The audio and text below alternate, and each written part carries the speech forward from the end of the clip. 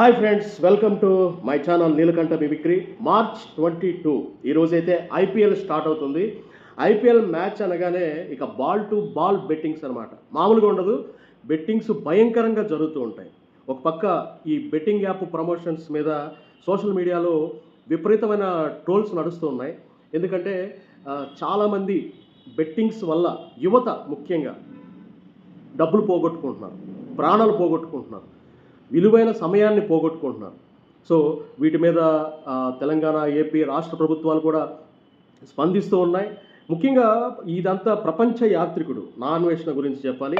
ఆయనైతే betting apps promotion చేయొద్దు అని చెప్పి చాలామంది ఆయన స్టైల్లో చెప్పారు.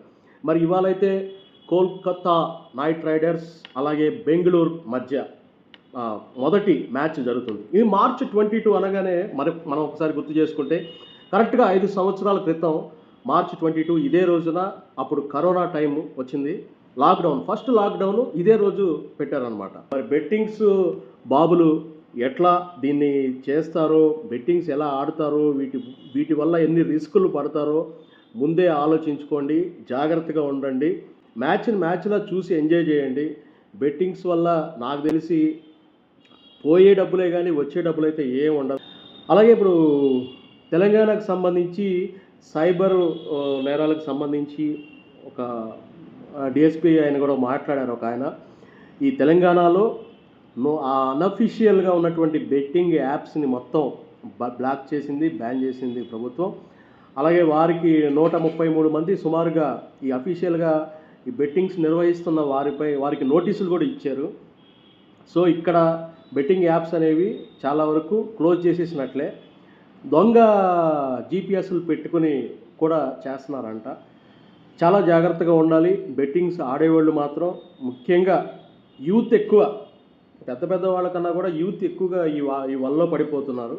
ఇక చైనా యాప్స్ అయితే చాలా అంటే చాలా డేంజర్ అండి. క్యాష్నో టైప్స్లో ఆ వీల్స్ ఉంటాయి. మీరు అక్కడ క్లిక్ చేయగానే మీకు ఆ గిఫ్ట్ ఈ గిఫ్ట్ అని చెప్పి అక్కడి నుంచి ఎక్కడికో లింకులకి తీసుకెళ్ళిపోయి చాలా ఇది చేసేస్తుంటారు. ఆశ చూపి మనుషుల బలహీనతలతో వాళ్ళు లంగ తీసుకుంటారు అనమాట. డబ్బులకి ఎవరైనా డబ్బులు వస్తున్నాయంటే ఆశపడుతుంటారు కదా.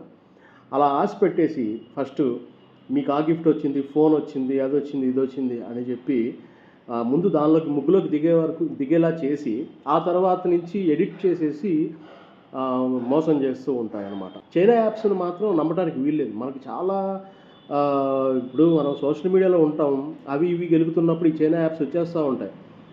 ఎలాగోలా జనాల్ని అందులోకి దిగేలా చేయాలని ట్రై చేస్తూ ఉంటారు అన్నమాట. డబ్బులు దొబ్బడానికే చేస్తూ ఉంటారు. సో ఈ చాలా జాగ్రత్తగా ఉండాలి ప్రతి ఒక్కళ్ళు కూడా. ఏది పడితే అది లింకులు క్లిక్ చేసేసి ఏవి పడితే అవి ఆడేసేసి ఎవడో ఊరికే డబ్బులు ఇవ్వడు. ఇది ఒకటి గుర్తుపెట్టుకోండి. నేను అంటే చాలామందికి తెలుసు, కొంతమందికి తెలియక తప్పులు చేస్తూ ఉంటారు. తప్పులు చేసిన తర్వాత మన బ్యాంక్ అకౌంట్లు కానీ అవి కానీ ఇదే అయిపోయినాయి అంటే, హ్యాక్ అయిపోయినాయి అంటే మీ దగ్గర ఉన్న డబ్బులు మొత్తం స్వాహా అయిపోతాయి అన్నమాట. తర్వాత ఎన్ని సైబర్ కంప్లైంట్లు ఇచ్చినా ఏం చేసినా కూడా పోయిన డబ్బులు వెనక్కి రావడం కష్టం. ఇప్పుడు ఆ కేసులు ఎక్కువైపోతున్నాయి, సైబర్ కేసులు. సో ఈ బెట్టింగ్ యాప్స్తో వీటితో మాత్రం జాగ్రత్తగా ఉండండి. ఇది ఈ వీడియో ఇవాళకి నేను చెప్పేదన్నమాట. మన ఫాలోవర్సు, సబ్స్క్రైబర్సు కొంచెం జాగ్రత్తగా ఉంటారని ఆశిస్తున్నాను. వీడియో నచ్చితే లైక్ చేయండి.